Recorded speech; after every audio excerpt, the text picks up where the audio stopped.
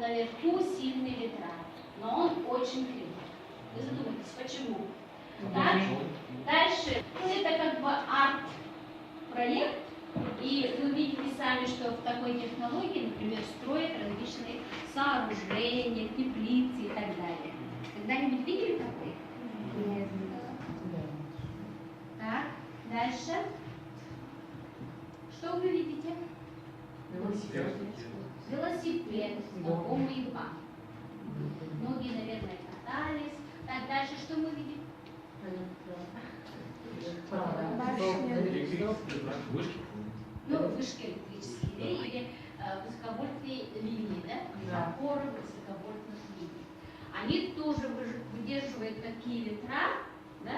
И они так крепко стоят, что уже еще такой вес выдерживают, да? С двух сторон провода тоже имеют очень большой вес. Так, хорошо, дальше. Качели, которые всем очень нравятся. И у меня возникает естественный вопрос. Что объединяет все эти треугольники? Согласны? Видите? Вы замечали когда-нибудь, почему крыша всегда треугольник? Задумывались? Да. Так. А почему мы всегда крышу делаем треугольник? Качели всегда бывают сбоку какие? Такая фигура, треугольник. И почему для этих всех сооружений большое значение имеет треугольник? Когда-нибудь задумались? Нет, да? Да. Ну, тогда для эксперимента я вызываю кого-нибудь, двух или трех человек. Давайте. Эдвард.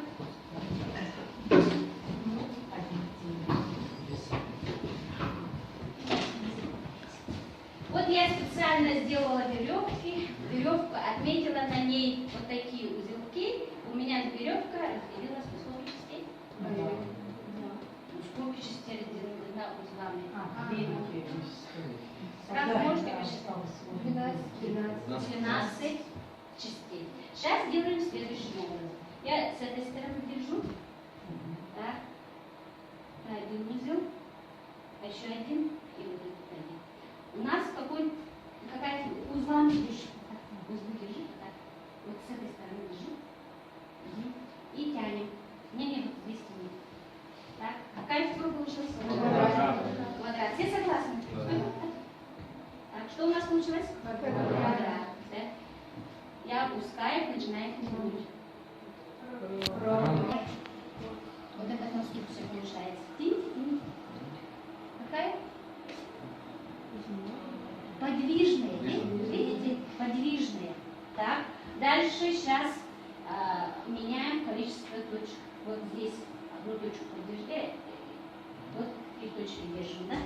Тяните в разные стороны. И конструкция что делает? Меняется. Меняется? Нет. Вот с этой стороны с узла держи.